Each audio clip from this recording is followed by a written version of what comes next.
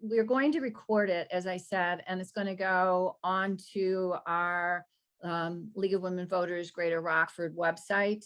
And it will give people who aren't here an opportunity to do the refresher course and find out about new issues with the election code if they just go to our site. And then it might also be helpful to some other league members who aren't part of the voter service, but it might give them some information that they've been seeking. As people who are voter registrars, we want all the information we can have so that we can register with confidence and not, sit there as nervous wrecks or be asking people, what do I put here? And we also want to be armed with enough information that we can answer the questions that people direct to us. And the questions get more and more difficult as things change rapidly and they're not aware of the types of things that is happening. All right, you can advance the screen. This is an obligatory slide. If you see any kind of PowerPoint that the League puts on, it establishes our mission statement. And I just would like to point out a few things, which I know you all know, but it's worth repeating and emphasizing, that we are nonpartisan. And therefore, as we're doing voter registration, there is no campaigning, there's no political speech, there's no for one candidate in opposition to another candidate. And then when we move down a little bit farther, it says the League empowers civic engagement, and we encourage all people to be involved, not just a select area of the city or a select demographic. We want people to be involved, and we are strongly encouraging that people make their voices heard at the ballot. Advance. This is the outline for the evening, and if you look through there, you're going to recognize that there are a lot of things that you probably could write the answer to. What are the basics and what are registration opportunities?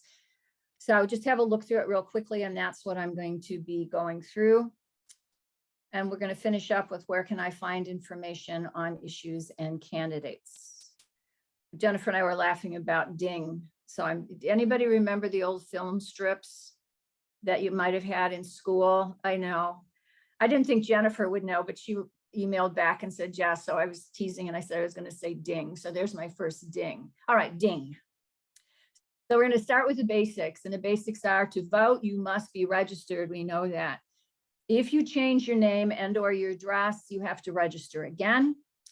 And in Illinois, although you can register online, you cannot vote online. And there is some misconception with younger voters that they think that because everything else can be done online, they must be able to vote online. And there are some stories, maybe they're urban legends or they're just false stories, but there's some stories out there about young people who were tricked and thought they could vote online. So they would go and vote online. Yes, this is the candidate I want, think they'd voted and then not go to the polls. So please be sure that you tell people, we put it in all our literature now, that in Illinois, you cannot vote online. Next. So what's new? I'm going to start with what's new. November 8th during the pandemic became a state holiday. And it was, the law came back in January 1st and it is in place now. I don't know if it'll stay a holiday forever or if somebody will change it. It was put as a holiday because they needed polling places that were large enough to spread people out and that had been kept clean. So if school students were in schools, then the schools were more likely to be kept at a more hygienic level than other places that had been closed up. So they wanted schools as polling places. They wanted school teachers, school students that were old enough to work as poll workers. They've been having a difficult time finding adequate poll workers. So the state holiday has been extended from the emergency move to now, and we have a holiday. That's only federal workers in public schools. The other schools will probably be in session unless they put it on their calendars early, and other workers will still be in offices, but federal workers and public schools will be off. Vote by mail applications have been sent to voters who voted in recent elections, and you might have gotten yours. The confusing part about this one is that you have to check a box. You don't just fill it in and send it in, you have to check a box. And the first box says this election only, which means I'm just applying for a vote by mail ballot for November 8th. If you want to apply for one that is longer lasting, you can check the box that says for elections that don't require a party selection, or you can apply for permanent vote by mail status, and any voter may apply for that. You don't have to have a party. Any voter might apply for it. However, if you select that, you then have to make a party selection, and the choices are below that box. If you decide, this is confusing to some people, if you decide that you want to vote in person, but you have an application sent to you, you're supposed to shred the application. You're not supposed to just leave it sitting around or throw it into the trash. It could be picked up and somebody might use it. So please shred the application. There's also a question about what happens if you get a vote by mail ballot and you fill it out, but then you decide, no, I don't want to do that. I want to go and I want to vote in person. Then you can go to the voting authority where you're the polling place where you're voting, and you show them, but then you rip it up so that they know there's only one vote. It's supposed to cross-check.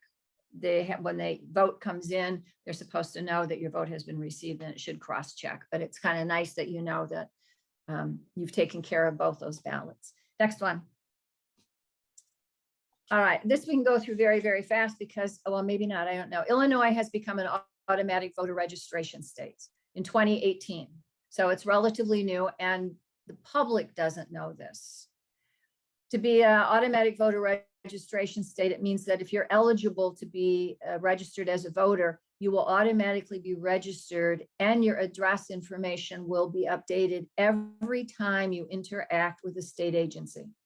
If you renew your driver's license, if you get a state ID, if you go to the post office to change your address, if you work with a state agency, a social agency, and you're giving your name and your address, they don't even ask. It's just automatically sent to the State Board of Elections. There is an option. If you choose you don't want the information sent, you have to actively deny it. So you have to say, no, please do not send my information to the State Board of Elections. Originally, the question was asked, and you could say yes or no. Now it's automatic, and you have to proactively opt out. You can always register online, and the state election site is OVA Illinois, or OVA Elections, illinois.gov, which is a mouthful and very difficult to remember. Illinois Voter Guide, if you go to the Illinois Voter Guide, it gives you a little blue box and you click on it, it will shift you immediately to ovaelections.il.gov. So it's not a bogus site, it's not just a league site, it is the state site, and you're going to be sent to the state site. Eligible voters can still register in person, although fewer and fewer do, and they can register at their election office, or they can register at an event that we sponsor. Here's a statistic that I found a little upsetting. There are still large numbers, but despite all the things that Illinois has done to expand voter registration, there are still lots of unregistered voters. About 1 in 4 of eligible Americans are not registered to vote. And then those who are registered to vote and actually have the opportunity to vote, you end up with about 1 in 4 of those don't vote. So 50% of the public who are eligible to vote aren't voting, and that's on a good day. When we just had the primaries, Boone County came out as winners, and they had a whopping 23% of people who were registered to vote in Boone County voted. Rockford had 19 or 17%. And that means that 17% are deciding the future. Claire, I saw your hand. Yeah, Carol, somebody asked me this today, who's actually a registrar up in Wisconsin, and she asked me, does Illinois have same-day registration? And my answer to her is yes, but isn't it a provisional when you do that? I asked Stacy. I'm telling you, I heard it was a provisional as well. Anybody who has voted that way may be able to clarify. I went down to the Board of Elections specifically on Tuesday when I was putting this PowerPoint together, and I saw Stacy, and I said to Stacy Bixby, I have a question for you because I know somebody's going to ask this. That you can register at the polling place on election day, and you're given a ballot. And I said, is it the same ballot or is it just a kind of empty ballot where you're only going to vote for a few things? She said, no, it's the same ballot everybody else gets. And I'm quoting her. So I'm assuming she means it's the same ballot you would get if you were voting in person on the day. Anybody ever do that or know anybody who has voted, registered on the day? Poll workers. I'm trying to think who's the poll worker that does that. Somebody was talking to me about it. That's their job. All right. So that's the information that I have. And I checked it from the best source that I know, and that's Stacy Bixby. And that's what she told me. Next. All right. If you're unsure of your registration, and a lot of people are with automatic voter registration, people are registered and they don't know it. We've done registrations and people have said, I don't know if I'm registered. I don't remember ever really registering.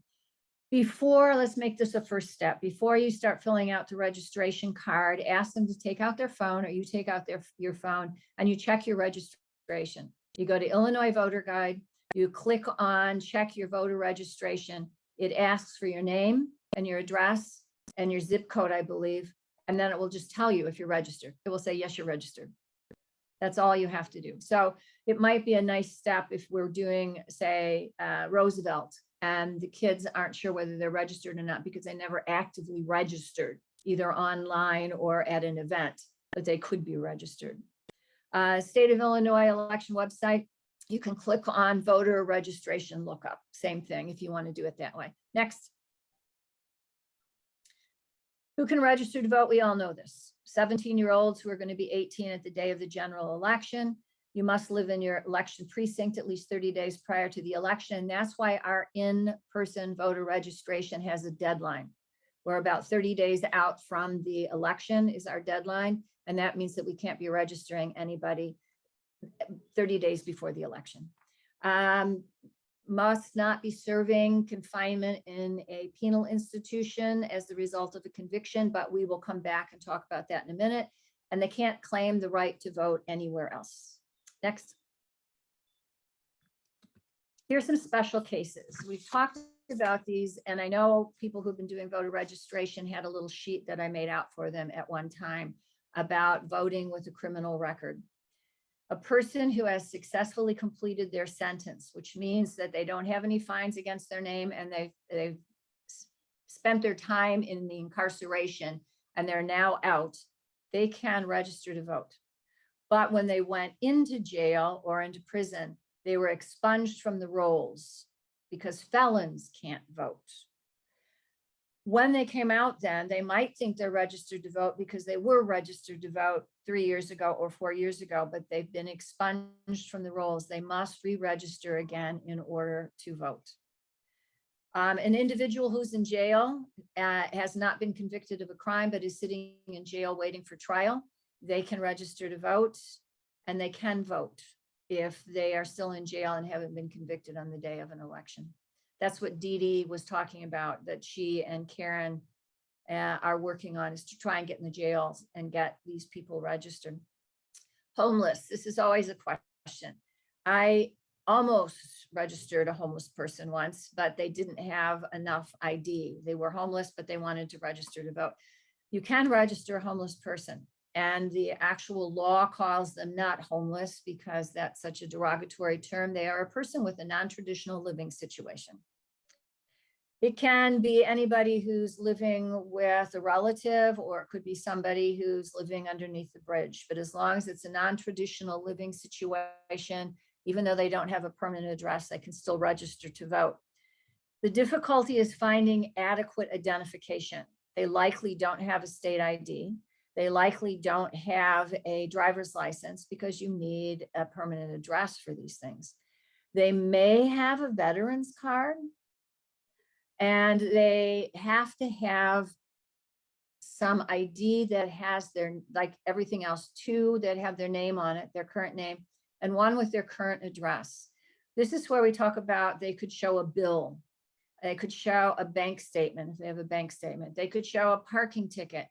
But whatever they have to show that that has been sent to them at such and such an address, and they received it at such and such an address, That address can be a shelter, it can be a family member, it can be a friend, but this is in essence their permanent living address, even though they're not living there permanently. They have to get mail, they have to receive mail at a permanent address. They register at that address, and that will be their precinct then. Their voter card will go there, and they will vote in that particular precinct. But they have to have adequate ID that allows them to have a quasi-permanent address. Next. University students. I don't know if this is new or not, but it was new to me. So, and we're doing university registrations at RU and at Rock Valley College. Student has two options. One option is they can continue to use their home address as their permanent address. They don't change their address. They live in Barrington and they're going to Rockford University. They apply for a vote by mail ballot. The vote by mail ballot is sent to their university address. They fill it in and they send it back. I think that's what most kids would probably realize they could do. But there's another option. They can actually register to vote using their dorm room, because that's a permanent address, using an apartment, that's a permanent address. If they have a house that they've rented with a group of people, that's a permanent address. So that as long as they have met the 30-day residency requirement, they can change their address. And they can then vote in the election authority where they've registered. If they're at the University of Illinois and they're living in Rantoul, they could vote in Rantoul. If they're at the University of Illinois, they can vote in Champaign or Urbana, whichever area would be the election authority. Here's what I didn't know existed, and I found it very interesting. The Illinois state law says an election authority must conduct early voting, grace period registration, and grace period voting at the student union on the campus of all public universities in the state of Illinois.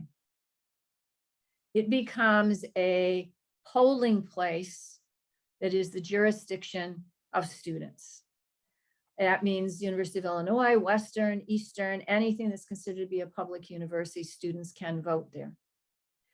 Best information for university students, and we'll get back to that at the very end, is a website that's a league website called vote411.org. It is a national website, and it has a picture. It's online, and one of the parts online is a big map of the United States. If the student happens to be at Rockford University and they live in Iowa and they're not sure if they've registered to vote, it isn't going to do them any good to go to Illinois Voter Guide, because we're not going to be able to tell them. But if they go to Vote 411 and they click on Iowa, then they can go through all of those same stages about Iowa. But here's something else I learned as I'm doing this research. Only 40 states in the US have online registration. There are 10 states and some territories probably that do not have online registration. So if a student is at the University of Illinois and they're from Texas and they decide they want to vote in an election, they can't online register for Texas, even though that's their home state. Texas does not have online voter registration. The way they could get around it is that they write to the election authority in Texas requesting an application for voting. They send the application to them. They fill out the application. They take pictures of the IDs that they need, and then they send it back. That would discourage a heck of a lot of people when it comes to voting if they made it that difficult. Okay, next. Where and when can I register to vote? Well, we know in person at your election authority, and I listed the election authorities. Outside the election authority at events sponsored by the League of Women Voters and other organizations. And I'm going to tell you that, mention to people that they want to be sure that they have certified deputy registrars at those organizations. A lot of people think they can register voters, but they aren't certified, or they haven't been trained in so long they don't know what they're doing. We all got grandfathered in because of COVID, but our certification ends after this election. I don't know what they're going to do, if they're going to give us a training course or if they're going to recertify us, but only people who are newly trained Mary is, I think it's Mary. She's good until the 24th, 2024, because she's just recently trained. Deadline for registering outside the election office is October 12th. So that's when we have to stop registering. Next. ID. Here's acceptable ID. Now you don't have to read all these. What I'm going to do is I'm going to make a paper copy of this, and then I will send the paper copy to you. I've never seen one laid out so clearly, and I found this and I thought we're going to send it to everybody. And I actually did have, look at the second one from the bottom. I had a student who registered using a FOID card recently. And I thought that was kind of interesting. They got a FOID card before they got a voter card. These are all appropriate means of identification, but I point out to you again, the first one's driver's license. Please be sure when you use a driver's license that you check that the driver's license is valid, that it's current, that it hasn't expired. And check to make sure that it doesn't look kind of wonky weird, that they have some fake ID. Not that those people have fake IDs necessarily are going to apply for a vote by registration, but please check the ID. It's easy when we're doing registrations to only look at the number. Also, the last 4 digits of the Social Security number are important. If the kid or the person who's registering knows their last 4 digits, you want to get it onto the registration sheet if you possibly can. Backing up to homeless, that's what you have to have for the homeless. Not only citing 2 forms of identification, they have to give you the last 4 digits of their Social Security card, or they can't register. That's the only federal state type of identification that they have. And you don't ask for all of it, you just do the last 4 digits. Next. All right, to register online, we all know about registering online. You just go and you click on it and it walks you through the steps. It's very easy, it's user-friendly. But what I want to point out to you on this slide is that the domain names of all of the election authorities have changed. In the past 2 or 3 years, from the time we printed, probably not the last voter guide that we printed, one's changed since that, 2 were new. But prior to that, they were all .org or something. They've all changed. They've all gone with very secure domain addresses, and they're now all .gov. And Winnebago used to be something like clerk's office, Winnebago County, Illinois, blah, blah, blah, /elections. And you could never remember it. Now they've simplified it. It's just clerk.wincall.gov, and it brings up a menu and you look for voter services and you click on voter services and you go right to what you're looking at. We have Illinois Voter Guide. We have our website that can help you out. And then there's the Illinois State election site, which I've already mentioned. Deadline for online registration is October 23rd. Next. Special registration and voting opportunities. Here we go. Grace period registration and voting. It's an extension of the deadline. So when our deadlines close for being able to register online, you can go and do grace period registration. When our deadline for registering in person ends, October 12th, you can go and do registration. That's grace period registration. You have to have lived at your current address for 30 days. And when you register, you must vote that day. You can't register and say, well, I'll come back the next day, or I want to vote at the polls on election day. You have to register and vote on exactly the same day. And here's the election same day registration. What it says is election and voting will be available at all polling places. So you can go and you can register, and you should be given a ballot at that polling place. Next. Voting options, make a plan. You can vote in person. That's the traditional way. You can take advantage of early voting. A lot of people are finding early voting to be a very good option. And I'll just tell you a little personal story. My husband and I decided that we were going to vote closer to the day of the election. And he got COVID like 2 days before the election, and he didn't vote.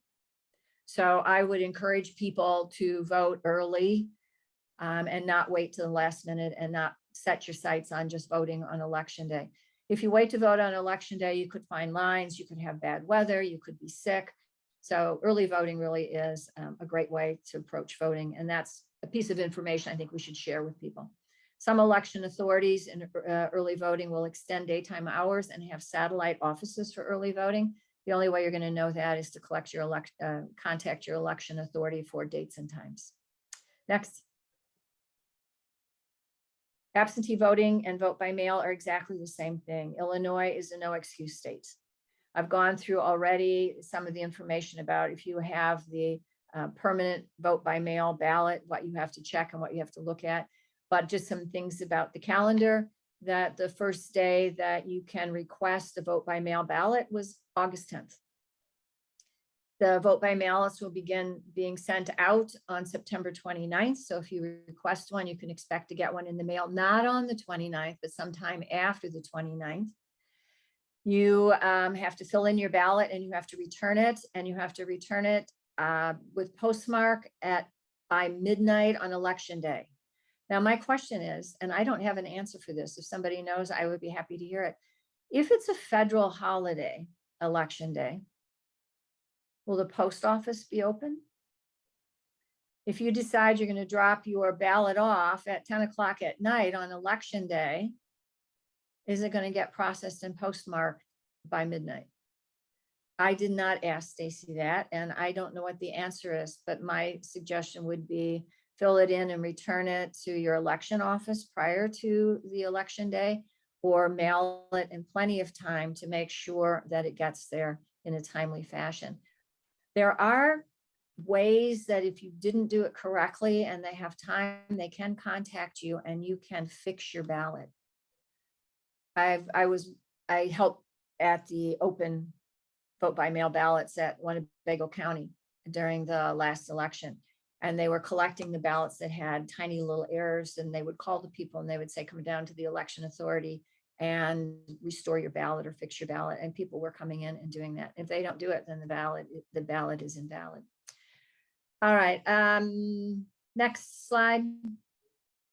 These are websites, I've mentioned them before, and the most important one, of course, for us is IllinoisVoterGuide.org. We're pushing. The votefor11.org is the one that is national, not statewide. And of course, we have our own League of Women Voters, Greater Rockford.org, which will help to present things that are happening locally. And what should be up here is govote815.org, because that's now happening. Last two, next one. This is what it looks like when you go to Illinois Voter Guide. And if you look at what comes up, you have a selection board, and there are 6 things that you can pick from. So you are concerned because after the census, your district changed, but you don't know what your district is, and you're worried you don't know what you're going to be voting for in 2022. You can click there and it will tell you, you'll put in your address and it'll tell you what your district is. The next one says check your voter registration. It's easy. Just click there and you can check. Register to vote if you're not registered. Request a vote by mail ballot. Find a drop box. And then here's the protection hotline. Last year, or maybe it was 2020, I had that written down on a piece of paper in case somebody called me and said, I have seen something, because I didn't know where else to find it. Now you can just say, go to Illinois Voter Guide. It's all there. You can get the hotline and you call and say you've seen something that was not correct. Here's Vote 411. Vote 411 comes in. It's one with the map. The next slide would be the map, but you can see it does exactly the same thing. You have 3 choices: register to vote, check your registration status, and what's on your ballot. And remember, this is national. So if you're living in Iowa, but if you're living in Rockford and you are voting in Iowa, you can check everything using that.